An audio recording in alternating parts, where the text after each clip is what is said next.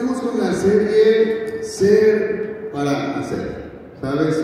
Hemos escogido esta serie porque creemos lo importante que es que el hecho de que tú y yo, al ser cristianos, al ser hijo de Dios, podamos basar primero nuestra identidad precisamente en que somos hijos de Dios. No en lo que somos, no en lo que hacemos, sino principalmente en que somos hijos de Dios. Y hemos entendido que para todo esto se requiere primero ser, ¿verdad? Primero somos hijos y después a través de Dios podemos llegar a ser algo. Y hoy quiero hablar de algo que es muy importante para nosotros como cristianos y es nuestra identidad como hijos de Dios. ¿Sabes que mucha de nuestra identidad recae en quienes creemos que somos? Inclusive de quién creemos que es nuestro Padre. En eso recae mucha de nuestra identidad.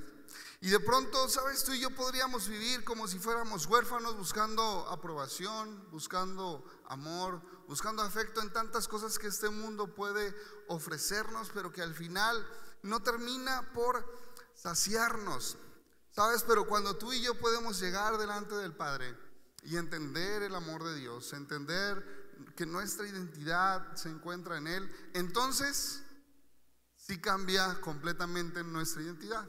Entonces sí es que cuando yo creo que soy hijo de Dios, cambia todo alrededor.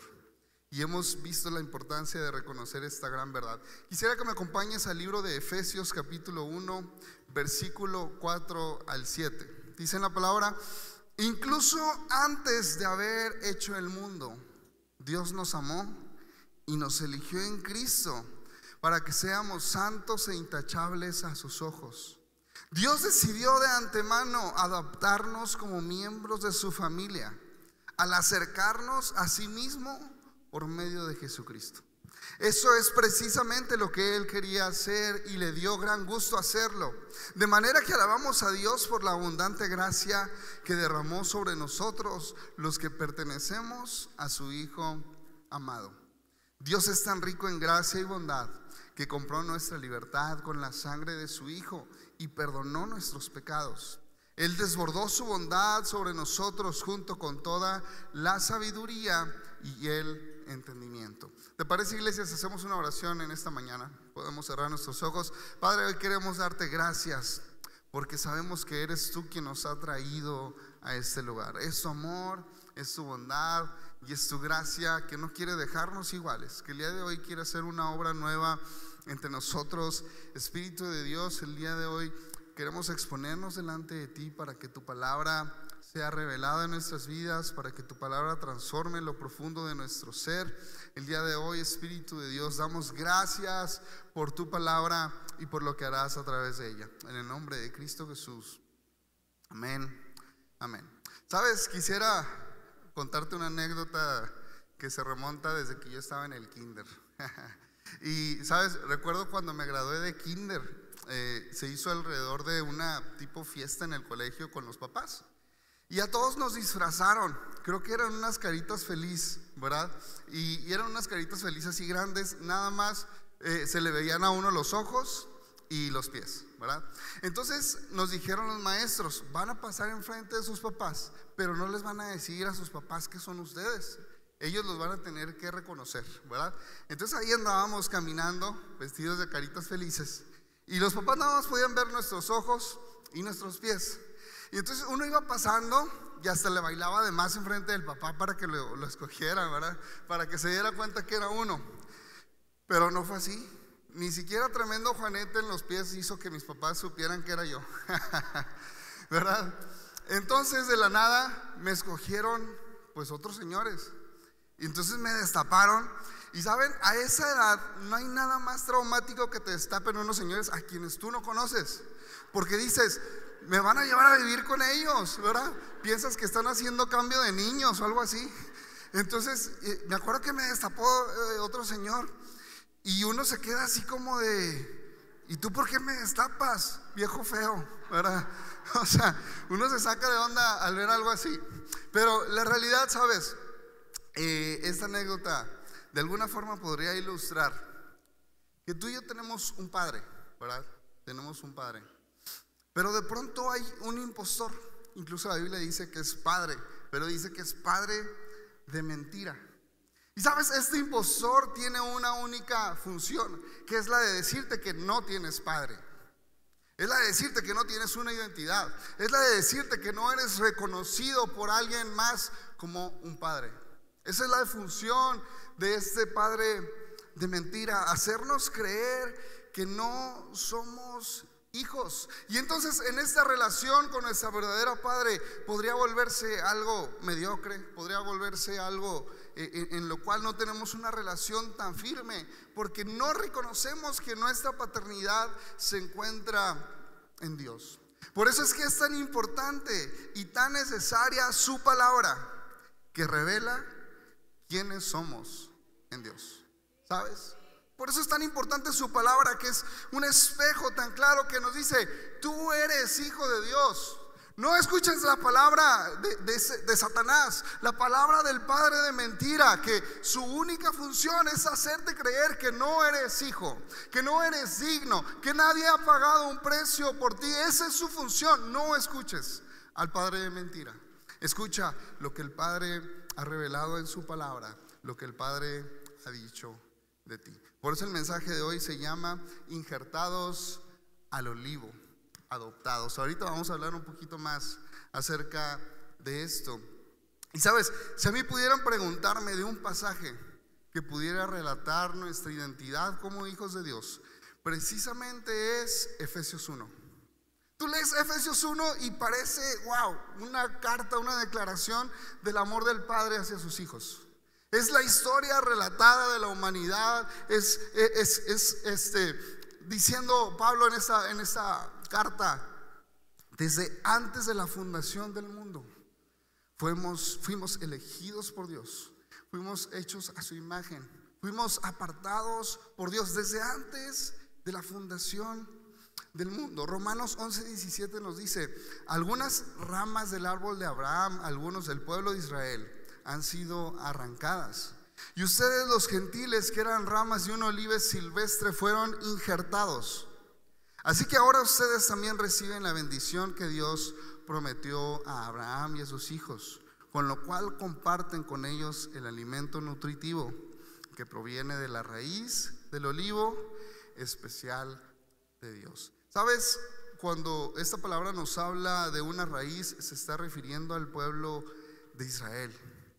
Y entonces nos dice que algunas ramas del pueblo de Israel fueron arrancadas, para que entonces los gentiles, todos aquellos que no somos del pueblo de Israel, tú y yo, pudiésemos sido injertados en esa raíz, en esa rama. ¿Sabes? Esto nos habla de una adopción. Hay una declaración aquí. Aquí Dios está diciendo: yo te adopté, yo te llamé hijo. Y sabes, cuando se adopta a un niño, no es el niño el que escoge a sus papás, es el padre quien escoge a su hijo. Y lo mismo sucedió en esta historia. El padre da una declaración donde está diciendo: yo te adopté. Tú no eras hijo, eras, incluso dice, de un olivo silvestre, ¿verdad? Estabas apartado, pero yo te injerté en el olivo. Yo te injerté en mi familia, en el pueblo de Dios. Te hice hijo, te adopté por medio de Cristo. Y entonces vemos que desde antes de crear el mundo hay un propósito de parte de Dios, y ese es el de hacernos hijos por medio de Jesucristo. Su palabra dice: acercarnos a sí mismo por medio de Jesucristo. ¿No es esto increíble? ¿No es esto increíble que uno podría a veces llegar a pensar, ¿verdad? Encontré a Dios, encontré a Cristo, tomé la buena decisión de seguir a Cristo, de entregar mi vida, y no es así. Es Dios quien se acercó a sí mismo delante de nosotros por amor. Y no es como que Dios haya sido como esos papás, ¿verdad?, que eligieron al niño equivocado y lo volvieron a tapar. ¿Sabes? Él nos conoció desde antes de fundar al mundo. ¿No te parece eso impresionante? Dime si eso no te hace sentirte amado por Dios. Es como aquel hombre y aquella mujer que se ponen a soñar con sus hijos antes de tenerlos, ¿verdad? Y dicen, uy, cuando crezcan los vamos a meter a tal deporte, los vamos a meter a tal escuela, vamos a jugar con ellos. Y empiezan a soñar con sus hijos. ¿Sabes? Dios soñó con cada uno de nosotros. Y increíble es que el Dios que lo sabe todo sabía de ti y de mí. Desde antes de fundar el mundo había preparado un plan para adoptarnos y para hacernos hijos suyos. Y esto creo que cambia bastante nuestra perspectiva, nuestra relación con Dios. Es Dios quien nos adoptó. Es Dios quien nos eligió, como nos dice Efesios 1. ¿Sabes? Nunca se trata de ganarme a Dios, sino solamente de responder al amor de Dios. Y entonces mi identidad se basa en el amor de Dios. Quisiera que te hicieras una pregunta. ¿Cómo te sintieras tú si tuvieras un hijo que hiciera tareas en el hogar para entonces sentirse digno de estar contigo?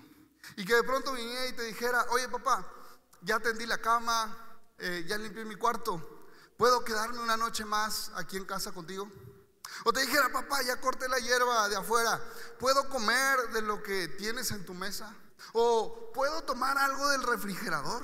Yo creo que eso te haría sentir bastante mal como padre.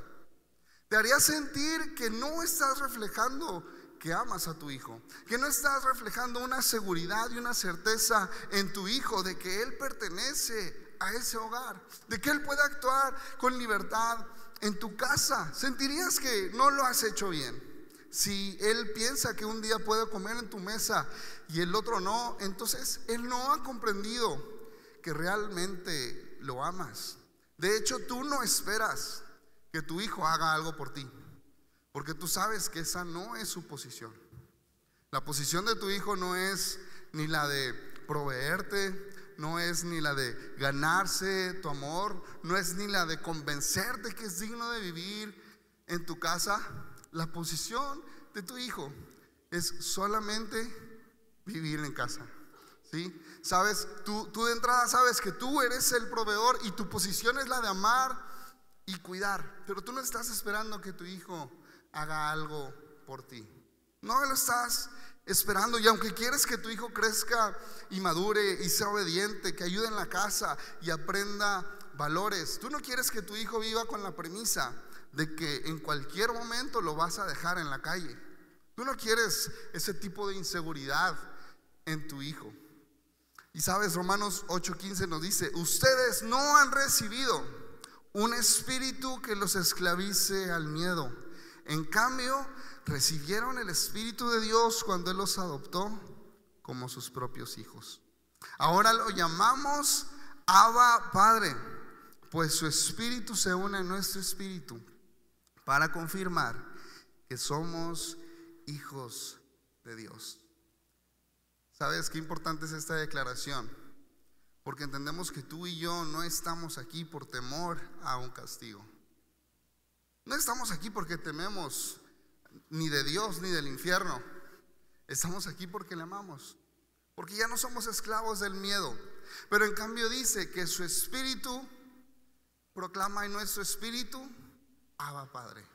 ¿Sabes? El hecho de que tú el día de hoy tengas la seguridad de decir que eres hijo de Dios no puede ser de otra manera si no es porque el Espíritu Santo revela a tu espíritu que eres hijo de Dios. Esto es impresionante. Es una revelación de paternidad sobre tu vida. ¿Sabes? Es una revelación de que tienes un padre. Es una seguridad, es una confianza en que no eres huérfano, en que alguien dio su vida por ti. Qué impresionante es la obra del Espíritu en tu vida y en la mía, cuando el mismo Espíritu de Dios proclama: Abba Padre. Y nos acercamos en confianza clamando: Abba Padre, porque tenemos un espíritu de adopción, un espíritu que proclama: soy hijo de Dios. Y por eso es tan importante, iglesia, el que tú y yo podamos encontrar nuestra identidad en la palabra de Dios y en ningún otro lugar. En la palabra de Dios, ¿sí? Porque te digo, hemos crecido en un mundo en donde el impostor nos ha dicho: no tienes padre, ¿sí? En donde el impostor nos ha dicho: no eres digno de acercarte. Pero Dios en su palabra revela quiénes somos para Él. Y muchas veces podríamos encontrarnos en la posición de un hijo que tiene que ganarse el amor del padre, de un hijo que tiene que ganar su aprobación o su amor. ¿Y sabes qué es lo que sucede? Fallamos muchas veces en el intento, y con ello nuestro cristianismo se derrumba por completo. Porque si mi identidad está en lo que yo hago, estamos perdidos. Si mi identidad no está primeramente en quién es Dios, en cuánto me ama y en que he sido aceptado por Dios, mi cristianismo pende de un hilo. Y sabes, como cristianos muchas veces se nos enseña tanto en las cosas que hay que hacer o en las que no hay que hacer, pero pocas veces nos enfocamos primero en el ser. Primero en ser hijo de Dios, primero en buscar a Dios, primero en buscar que el Espíritu haga su obra en mi vida. Y entonces buscamos los frutos y los dones del Espíritu sin conocer al Espíritu Santo. Y no puede ser así. Primero tengo que conocer a Dios, primero tengo que conocer al Espíritu Santo, y entonces habrá un fruto natural, ¿verdad? No será un fruto forzado, no será un fruto que sea falso, sino que será un fruto del Espíritu, un fruto verdadero, un fruto por simplemente estar conectado a la vida verdadera. Simplemente, o sea, que el fruto nunca depende de mí. Puedes descansar en eso. El fruto no depende de ti, el fruto depende de Dios. Pero entonces hay algo que depende de nosotros, y entonces lo único que depende de nosotros es acercarnos a la fuente de vida. Eso es lo que depende de nosotros, acercarnos a la fuente de vida, echar raíces junto a corrientes de agua, echar raíces junto a Cristo, comer de Cristo. Tenemos que primero ser para después hacer. No podemos vivir un cristianismo basado en nuestros propios esfuerzos. No podemos centrar nuestra identidad en nosotros mismos y no en que somos hijos de Dios, en que hemos sido comprados a precio de sangre, en que hemos sido adoptados y que el Padre desea transformarnos. Sabes, tú y yo no tenemos la capacidad de decirle a Dios: Dios, no pagues tanto por mí, Dios, no pagues con sangre preciosa por mí, no lo merezco. No, tú y yo no tenemos esa capacidad. El Padre ya lo hizo. El Padre ya te amó. Independientemente de ti, el Padre ya te amó, ya entregó su vida por ti y por mí. Y sabes, hay algo en la Biblia que me llama bastante la atención, y es la vida del apóstol Juan. Muchos conocemos al apóstol Juan, sabemos que escribió uno de los evangelios, y alrededor de 5 veces en el libro de Juan a sí mismo se menciona como el discípulo amado por Dios, ¿sí? El discípulo a quien Jesús amaba, alrededor de 5 veces. Eso es impresionante, porque yo creo que Juan ni siquiera se imaginaba que ese evangelio iba a llevar su nombre, ¿verdad? O sea, todos íbamos a saber que él a sí mismo se hizo llamar el discípulo a quien Jesús amaba. Pero entonces vemos a Juan diciendo alrededor de 5 veces: y el discípulo a quien Jesús amaba, y se está refiriendo a él, ¿verdad? Y sabes, esto nos da a entender algo muy impresionante, y es que Juan tenía su identidad en que era amado por Dios. Ni siquiera Juan se atrevió a decir el discípulo que tanto amaba a Jesús, ¿verdad? O el discípulo que siempre le fue fiel. Juan decía el discípulo a quien Jesús amaba. Y esa era la identidad de Juan. Esa era su seguridad, esa era su certeza. Juan sabía: yo soy el discípulo a quien Jesús amaba, ¿sí? Esa es la certeza de Juan. Y en cambio vemos a Pedro, ¿verdad? Un hombre más temperamental y que siempre decía: no me laves solo los pies, lávame completo, ¿verdad? Y nunca te negaré. Y vemos a Pedro negar a Cristo. La buena noticia de esto es que hubo gracia para los dos, ¿sabes? Pero Pedro basaba un poco más su identidad en lo que él podía hacer por Cristo, en su fidelidad por Cristo. Pero en cambio Juan decía: yo sé que soy el discípulo amado. El día de hoy quisiera preguntarte, ¿cuántos aquí podríamos decir de la misma manera que lo decía Juan? Isaac, el discípulo a quien Jesús ama. Me gustaría que cada quien dijera su nombre. A ver, dilo con seguridad. Isaac, el discípulo a quien Jesús ama. ¿Realmente hay esa certeza en tu vida? ¿Realmente existe esa seguridad en tu vida de que Jesús te ama? No te estoy preguntando si tú amas a Cristo. No te estoy preguntando si le eres fiel. Te estoy preguntando si hay una certeza de que Jesús te ama. ¿O hay duda? Hay incredulidad, hay culpabilidad, hay condenación. ¿Hay algo que te impide creer que verdaderamente Jesús te ama? ¿Hay una humanidad de por medio tan llena de pecado en medio que te haga impedir creer que Jesús te ama? ¿Qué es lo que se pone en medio del amor de Jesús y el tuyo? El día de hoy podríamos preguntarnos esto, pero podemos ver que es mejor cuando tú y yo basamos nuestra identidad en que somos amados por Cristo. Sabes, para poder ser cristiano, primero tengo que ser hijo de Dios, ya que de nada serviría ser cristiano si no soy hijo de Dios. Porque ser cristiano, antes que ser un verbo, antes que ser actos de fe, es una identidad. Y esa certeza es la de vernos como hijos de Dios. Es la de vernos como hijos de Dios. Sabes, quisiera pedirle al grupo de alabanza si pudiera pasar. Hay una historia que muchas veces hemos escuchado, pero la verdad es que siempre trae bastante significado a nuestras vidas. Y esa es la historia del hijo pródigo, ¿verdad? Hemos escuchado esta historia muchas veces de un joven que sale de casa, pero le pide la herencia a su papá, aun cuando él vive, lo cual era una falta de respeto, ¿verdad? Porque estaba diciendo: padre, yo ya no quiero obedecerte, ya no quiero tu cobertura, ya no quiero estar contigo, lo único que me interesa es dame tu dinero, ¿verdad? Tengo yo mis propios planes. Y entonces este hijo toma la parte que le corresponde, se va y nos dice esta historia que malgasta todo lo que tiene, ¿verdad? Lo malgasta en mujeres, en fiestas, en tantas cosas. Y llega el punto en el que se le acaba todo el dinero. Y este hombre se encuentra trabajando junto con los marranos. Y dice la Biblia que se le antoja comer de las algarrobas, ¿verdad? De lo mismo que comían los marranos. Y entonces, estando este hombre en esa situación, dice la Biblia que de pronto cae en cuenta que su padre tiene muchos trabajadores en su casa.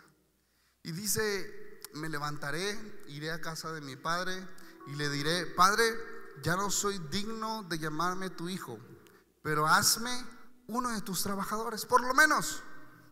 Ya está bien si no me restituyes como hijo, padre, pero mínimo ponme trabajo y sé que voy a estar mejor en tu casa que en este lugar. Y entonces este joven se levanta, camina rumbo a la casa de su padre, y al encontrarse a su padre de lejos, su padre corre a su encuentro y lo abraza. Y dice la Biblia que lo manda a bañar, le trae una túnica nueva, le pone un anillo nuevo, que significa que todo lo del padre también le corresponde al hijo, y manda a hacer una gran fiesta, ¿verdad? Va a matar un cabrito y manda a hacer una gran fiesta para celebrar que su hijo está de vuelta. Y esta historia puede traernos bastantes aprendizajes, ¿sabes? Muchas de las veces creemos que lo que Dios desea de nosotros es nuestro servicio, es lo que hacemos por Él. Muchas veces podríamos llegar a pensar que Dios necesita más sirvientes, pero si te fijas, el padre ni siquiera le da una respuesta a lo que el hijo está proponiendo. El padre inmediatamente restituye a su hijo como antes de que se fuera. Porque quiero decirte una cosa, y es que el padre solo sabe tener hijos. El padre solo sabe tener hijos. Y entonces un hijo puede ser en amor, ¿verdad? Servicial, y puede hacer cosas en la casa, pero solamente en respuesta al amor. Porque si solamente tengo a Dios servicio para darle, soy un sirviente. Si solamente tengo servicio para darle, incluso actos, cosas que puedo hacer o no hacer, soy un sirviente. Dios desea hijos. Dios tiene hijos. Y sabes qué importante es cuando tú y yo reconocemos que nuestra identidad en Dios se centra principalmente en ser hijos. Pero la verdad es que es más fácil ser siervos. Es más fácil hacer cosas para Dios que ser hijo de Dios. Es más fácil hacer cosas para Dios, pero Dios desea primeramente hijos. Eso es lo que alegra el corazón del Padre. Esa es la seguridad que el Padre quiere traer a cada uno de nosotros. Primeramente, somos hijos. Y entonces no se trata nuestra vida cristiana de dejar malos hábitos y estar tan centrado en no fallar. Se trata de buscar a Dios y permitir que Dios transforme tu vida. Se trata de conocer al Espíritu Santo y permitir que el poder del Espíritu Santo haga esa obra en tu vida. Sabes, puede haber tantos círculos viciosos en nuestras vidas cuando vivimos tan enfocados en nuestra persona. Cuando vivimos tan enfocados en qué hago y qué no hago, hay tantos círculos viciosos. Pero cuando puedo venir delante de Dios y decir: Señor, soy tu hijo. Señor, tú eres mi proveedor, tú eres mi sustentador, tú eres mi sanador. Señor, tú eres quien me libra de tentación. Señor, tú eres quien me acompaña en todo momento. Señor, tú eres quien limpia mi alma, quien restaura mi ser, quien me permite perdonar. Tú eres Dios, el que puede producir en mí tus frutos. No soy yo. A mí solamente me corresponde venir una vez más delante de tu mesa. A mí solamente me corresponde estar en tu mesa. Eso es lo que me corresponde. Pero el fruto proviene de Dios. ¿Te parece si nos ponemos de pie, iglesia? Primera de Juan, capítulo 3, versículo 1. Mirad cuál amor nos ha dado el Padre, para que seamos llamados hijos de Dios. Por eso el mundo no nos conoce, porque no le conoció a Él. Amados, ahora somos hijos de Dios, y aún no se ha manifestado lo que hemos de ser. Pero sabemos que cuando Él se manifieste, seremos semejantes a Él, porque le veremos tal como Él es.